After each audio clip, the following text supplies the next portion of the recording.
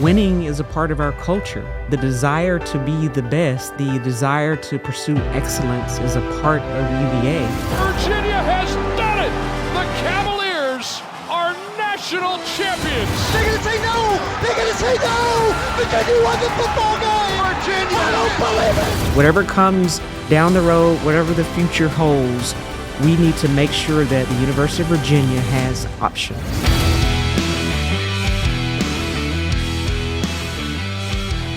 Welcome into our very first episode of Inside Virginia Athletics with Carla Williams. We're recording live from the Hardy Center for the first of many shows that'll dive into all aspects of the Virginia Athletics department. And I'm your host, John Freeman, and our goal on this podcast is to show you three things when it comes to UVA athletics. One is how we got to where we are. Two is where we are now. And lastly, maybe the most important, which is where are we going? So without further ado, let's welcome in the woman with her name on the headline of the show. She is now the third longest tenured athletic director in the 18-team Atlantic Coast Conference. Dr. Carla Williams, Wow. How are we doing today? Wow, I didn't know that stat. Yep, third longest. And we'll introduce our next guest in a moment. But this podcast has your name on it. This came from the athletic department that we wanted to create this podcast. Why did you want to create this podcast and commit to showing supporters of Virginia athletics an inside look into what we all do? There's so much change in college athletics, and it's next to impossible to really make sure our fans, supporters, donors, stakeholders are as informed as possible. And so we're just searching for as many ways as possible to make sure that our fans understand what's happening in college athletics. And you mentioned it, like, how did we get here? Where are we right now? And what is it going to take for us to be competitive moving forward? So this podcast is just one way to get the word out.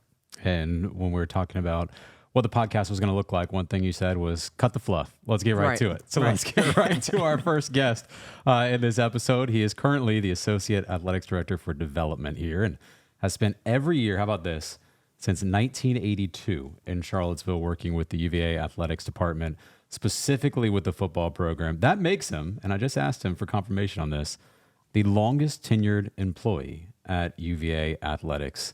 Mr. Gerry Capone, how are we doing today? Doing well. Thanks for having me. Did you know all that data on yourself there? You got Ethan Saliba beaten, the men's basketball trainer, by a couple months on your start day, right? But some would argue because I wasn't quote-unquote full-time, because I came as a part-time coach, but I've been here the longest, I guess. So I don't know if that's anything to brag about.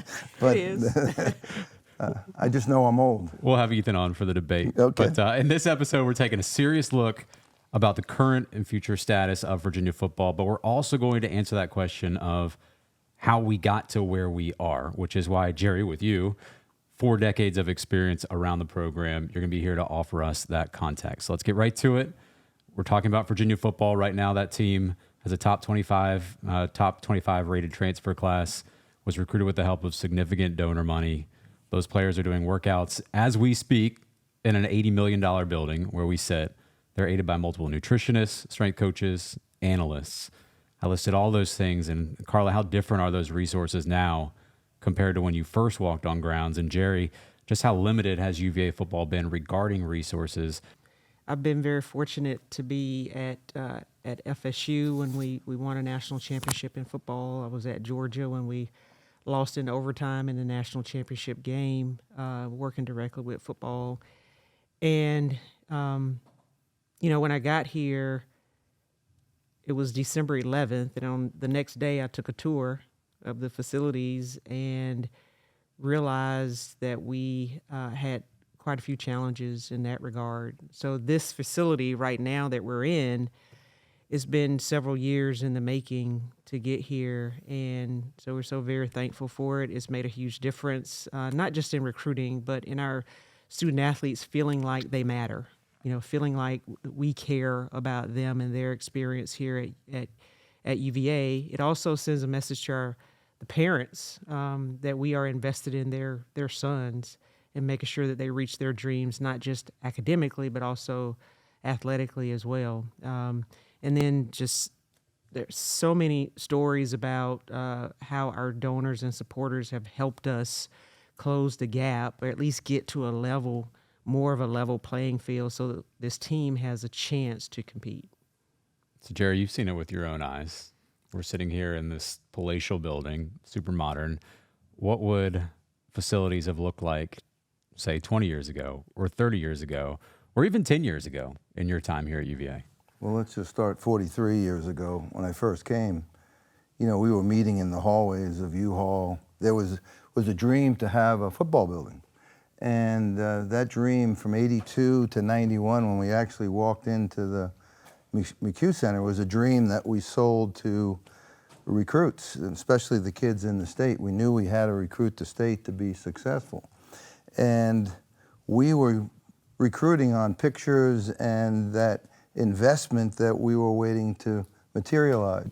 When we built that building, it changed the complexion and or how people viewed Virginia football. The problem is it didn't last very long. And what I mean by that is, you know, we built the McHugh Center to be a football building. And within the first 6 months of moving into that building, we made it an all sports building to help all the Olympic sports out because they needed help. There was on the plans, and I wasn't an administrator at the time, but in my position, we had learned that we were building the McHugh Center first to take care of football because we needed to get football the resources they needed, and we needed to invest in the sport. And then we were going to build an Olympic sport building, which, if you remember, U-Haul was if you guys, maybe you don't, but back in the day we had U-Haul, and then we built on one side of it the McHugh Center, and across the quad was going to be an Olympic sport building, which was then going to take care of everybody. We were going to invest in all sports.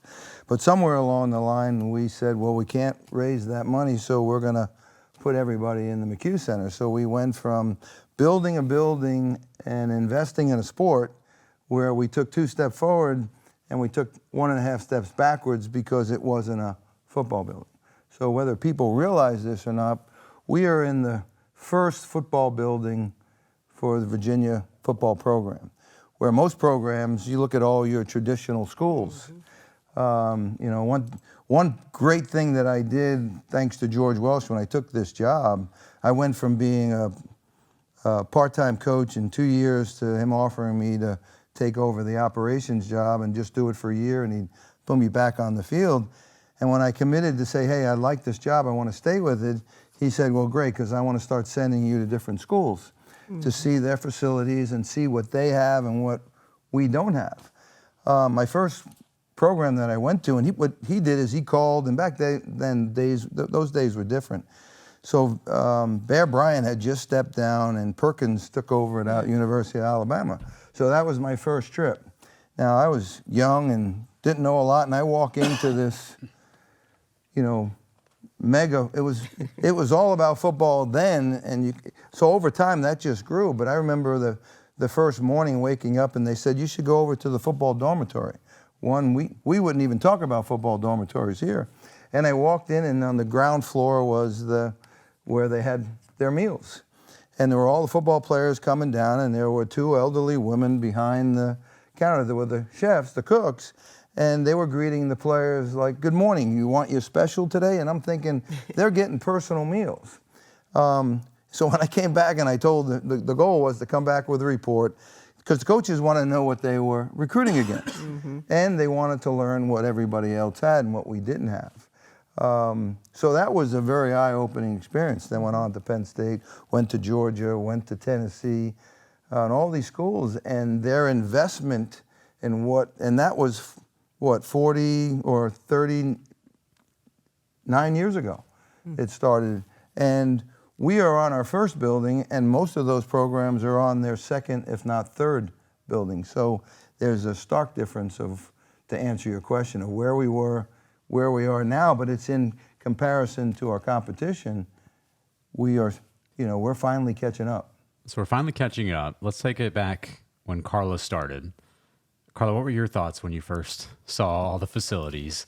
And having been on the East Coast for a lot of your career, having worked at an ACC school before, where did the facilities when you started rank amongst our peers and those who we compete with on an annual basis? Yeah, so I traveled. I've been traveling with football now for this will be my 23rd season coming up. So I've seen lots of facilities, and it's really funny because when I interviewed for this job, I interviewed in 3 different places: Atlanta, New York, and Boston. I never interviewed in Charlottesville, so I never saw the facilities. And so, when I got here, and on that second day, took a tour of the facilities, that was eye-opening. I did not expect that. I was actually floored.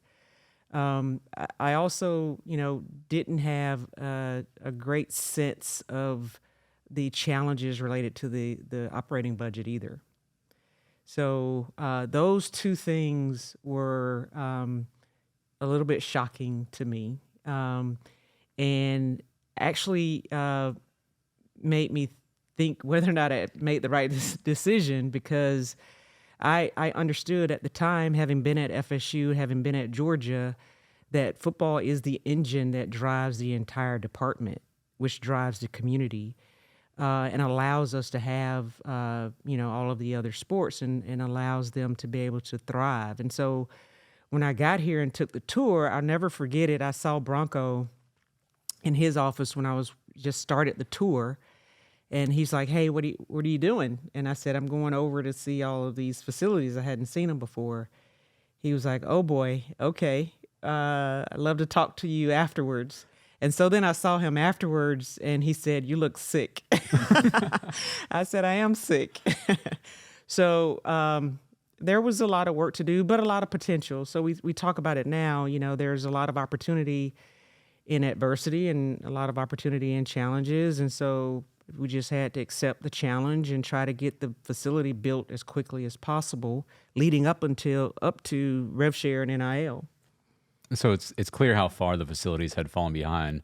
But Gerry, was it always that way? I mean, Virginia football in the mid-90s was a perennial top 25 team, was ranked number 1 in the nation at one point. Were the facilities adequate then? And did it start falling behind, or was that team in that era overachieving despite those facilities?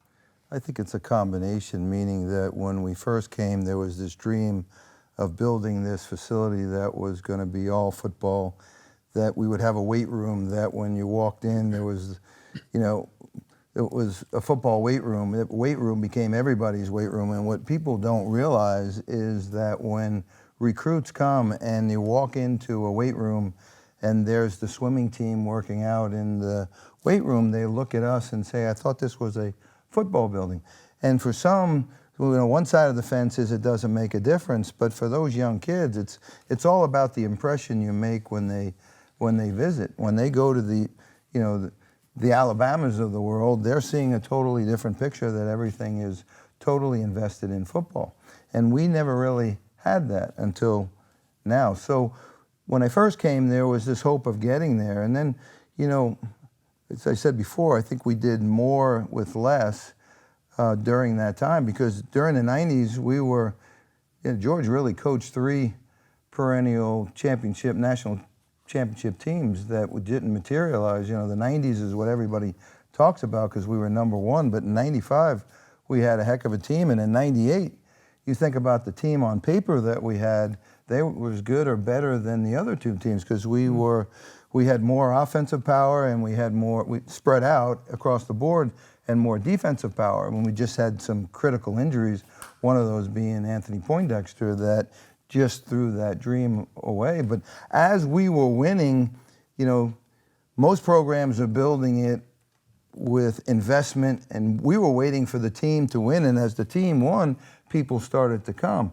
The one thing we didn't do, we didn't invest back in the program as much as we could have and should have. Maybe we wouldn't be where we are today with this building and that investment. But the winning is what brought people to the stadium and got people excited about football. And there was a culture at the time that people were proud of football and what we were doing. We were bringing the community and the university together on Saturdays because we were filling the stadium, and it was pretty good. Great experience. So how about now? where is our investment now compared to our competitors? And you've been to all the stadiums and facilities, and you have so much experience looking what everybody else has. Do they have things that we want and that we need to be more competitive? I would say that, given what, right here with the top 25 rated transfer, things that people are seeing now and kids are looking at this program, they're seeing what's here and they're listening to the coaches, and the combination of the two attracts them here. They're coming here saying, hey, they care about football. It's a culture that we're starting to build. Again, all our coaches have done more with less, but it's a culture that you want to create that's going to bring kids to play here, and it's going to help generate where we want to go with the program. And it starts with the physical piece. And I would look back in my years and say that, the Carl Smith family is a big piece of investing in a football program where they changed the look of the stadium. To the Scott family, it was a great facility. They just upped it and made it more attractive to our fans and to our recruits. And the things that we did with locker rooms and stuff in the field itself, when you walk out there, you feel like it's always a beautiful place to play. It's all those little things that we added onto it that made it a place that, wow, I want to play here. So all the little things add up, and this piece added to that piece, and we have lots to do. It never stops, the investment. It's like any company. So Carla, how about our competitors though? Where do we sit in that spectrum? Yeah, we're in a lot better position right now from a facility standpoint. It's the operational part of this is something that we're still working on. I think, Gerry, when I got here, we had 2 strength coaches for 130 guys, and everybody else in the country had 5 strength coaches. So that's operational. Bronco didn't have a full-time nutritionist just for football, and so we added a full-time nutritionist for football. And so all of those little things those things are required to build championship football programs, facilities, nutrition, strength and conditioning. All of these things come together to build a championship program. And so, we've worked really hard to try to stack that on top of each other to make it happen. So I'd say if you look at the ACC right now, obviously this facility is one of the best in the conference. It fits Virginia perfectly. We're never going to have lazy rivers and all of those things. It's very functional, and I know that our supporters are very proud of this facility, and it's very, very functional, very practical for our coaches, for our student athletes. They actually have a room where they can meet as a team. We didn't have that. We didn't have a team meeting room. So they actually have a team meeting room right now. Due to the generosity of our supporters, we've got nutritionists, we've got food. Like we can feed we can fuel their bodies the way that their bodies need to be fueled to compete at a high level. And I've seen that transformation over the last few years. And so I look at our team now and I go, wow, that physically we look like a Power 4 team. And so we're making strides. I'd say that the ACC, we probably as a conference need to ensure that we never forget to invest in football. Like Gerry said, it's ongoing. Like you can never feel like, oh, we're there, we don't need to invest anymore in football. That's what happened before at Virginia. So it's continual. You have to invest in the sport because that sport drives the revenue for the entire department. So it's ongoing process. So you got to my next question, but go ahead, Gerry. I was going to say, just giving you an example of what Carla's saying, when I told you before, when I first started this job in the operations side in 1984, when I went to Alabama, they actually had a dining hall for their players, football players. Now we have one that's how many years later that you'd say, well, why did it take us so long to get there? And that's part of the problem. We are on the right trajectory. We're just about 30 years behind. And we have a lot of time that we have to make up, and it just doesn't come overnight, and we have to keep building it. We're starting to build something very special. I think, when you look at those practice fields, the stadium, things are really starting to come together. And really, when you look at our whole athletic complex, I think when athletes show up here, even football recruits, they go, wow, they care about athletics in general, and now, wow, we walk into a building like this, football's important. Prior to this, I can't say that kids really felt that football was important, other than we were winning, so they felt that energy. But if you're not winning, it makes it harder for the coaches to generate the culture you need. And it starts at the top. I'll tell you a story, because this kind of fits with what you're saying. It was probably year one for me, and I was in the McHugh Center, and there was a football player walking out of the training room on crutches. And I saw him, and I offered him a ride, and he said, that'd be great, that'd be awesome. So helped him get through the first set of doors, and on the floor there was a mat that said, it had the V-Saber, and it said, uncompromised excellence. And he looked at me and said, Miss Carla, that doesn't apply to us. And it broke my heart, because as a football player, you're putting your body on the line. He's recovering from surgery and doesn't feel like the investment is there for the football program. So we know that is the program that drives this industry, period. And so that just gave me more of a conviction to make sure we got what we needed for the program. So the investment is there. The question is, why? Why invest so heavily in football, and what does it do to the rest of the athletic department, and how vital is it? We can't survive without revenue from football, right? Yeah. Here's the beauty of it. You don't have to neglect basketball for football to flourish. It happens all over the country. And I think, so you don't have to neglect basketball.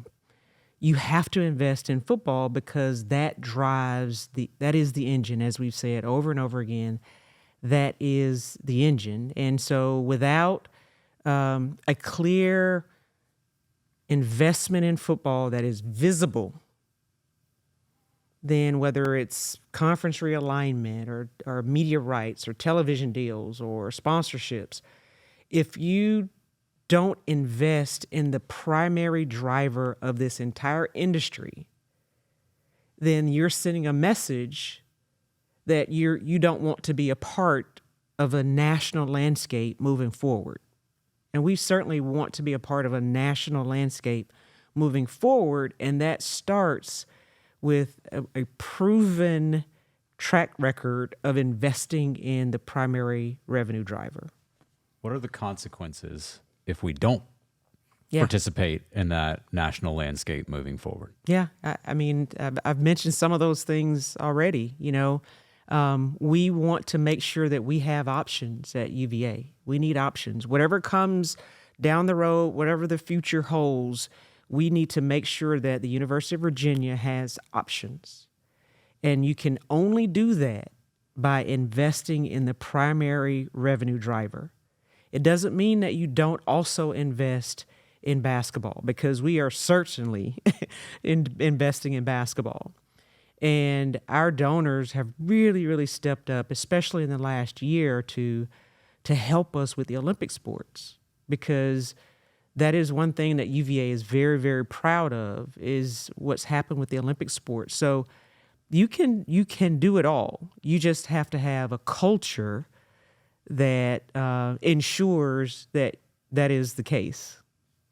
How about university investment? And I asked this question when talking about university investment in a lot of different ways. That can be monetary, that can be institutional support. So, Carla, you tell us, where is the university investment in the football program right now? And are there differences than when you first came? Yeah. I think the way I look at it is the university's support of the primary marketing arm of the university. I mean, you think about it this summer, the V Sabre was global with our swimmers in Paris. It is a national brand because our sports teams they're on the ACC network, they're on ESPN and ESPN2 and so forth, and so it's a national brand in large part because of the visibility of athletics, and the university has been great. I know a lot of people, will say, well, just use the endowment. And what we understand is that the endowment is earmarked for certain places within the university, like certain causes, scholarships, professorships, etc. And we have a place in that. But I would say that the university, in my opinion, has been extremely helpful for us. And we haven't gotten that message out because it's something that probably happens quietly, in that we feel and sense the support, and it's been there. And I would say one way that President Ryan puts it is, the university is investing financially in athletics, and sometimes people think immediately, oh, we're investing in paying players. Well, the university is not. The House settlement means that we can no longer take money from football and men's basketball to support the other sports. We have to share that revenue with the student athletes producing it. And so when you do that, that creates a huge hole in your athletic department budget. And so the university has stepped in to help support the Olympic sports, because those are so important to the community. But those other two sports are the two sports that allow us to sustain an athletic department. So we're getting lots of support across the university. Across the Board of Visitors has been magnificent. Rector Hardy, and we're looking forward to Rector Sheridan, who's a former student athlete, stepping in July 1st. President Ryan has been phenomenal. And we think that the way that we represent the university means that we have earned that type of support, because we are great representatives of this university on a global scale. You're the biggest marketing campaign that the university has to the rest of the nation, and as you said, the world. Yeah. Gerry, has it always been like this? Carla has talked about the quality relationship right now between the university and the athletics department. In your experience, has it been different? You can see there is more momentum leaning towards wanting to support and get involved than I've ever felt before. Carla, how about the academic side with the university? Yeah. Yeah, there's UVA is one of those schools that will never abandon its mission, which is education-based. But one of the reasons Virginia was attractive to me is that you can have it all here. Like, you can compete in football, you can compete in basketball. You don't have to compromise the academic values of the institution. We can have it all here. And so we've gotten great support from the university in that regard, especially because the rules have changed so quickly with the transfer portal and admissions deadlines. And I mean, there's no way that we're able to build these top 25, top 20 transfer portal classes for football and basketball without support.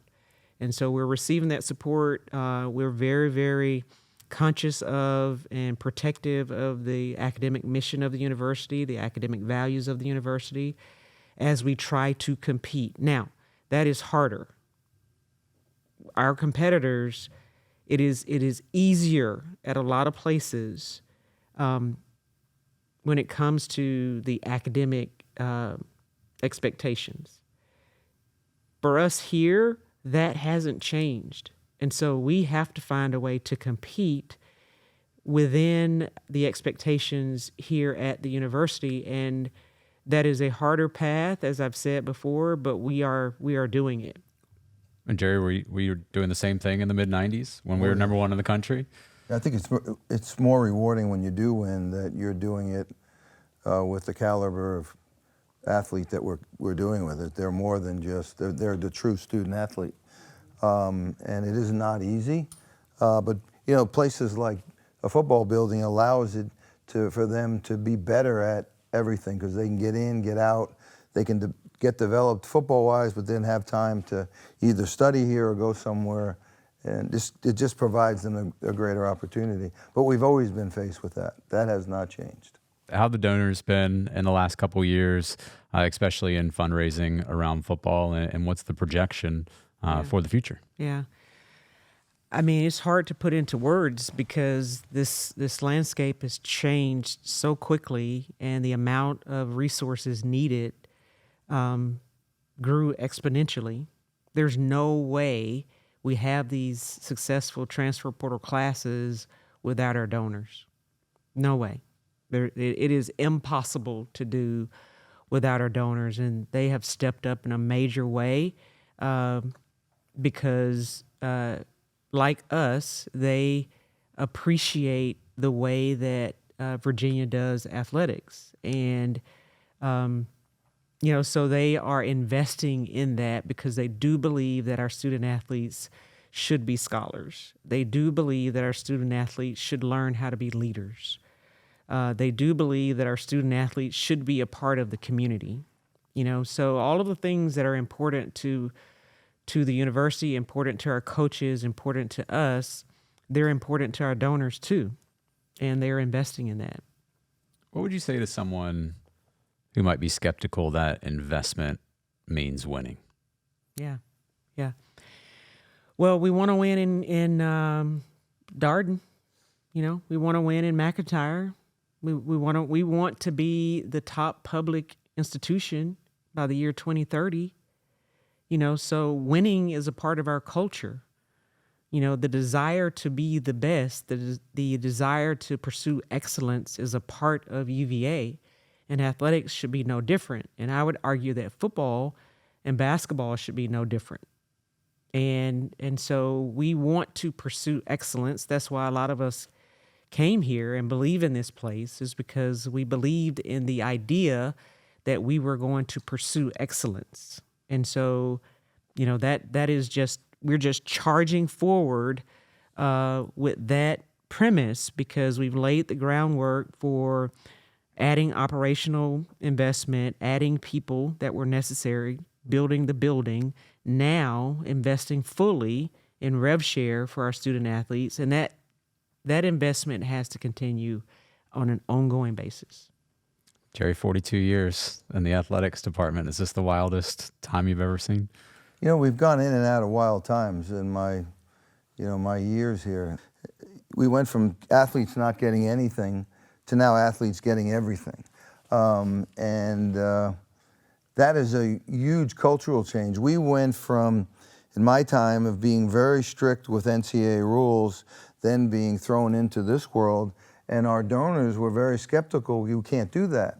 And everybody was doing it. So we had to educate, we had to change some things, and with that, people started to see that the greatest thing that's going on in all my years, what's going on in college athletics, it's promoting football more than it ever has. Everybody now understands that especially our fan base and our supporters know that through the education, and Carla's been a big piece of this, that if we don't invest in football, all the other sports actually, are hurt by it.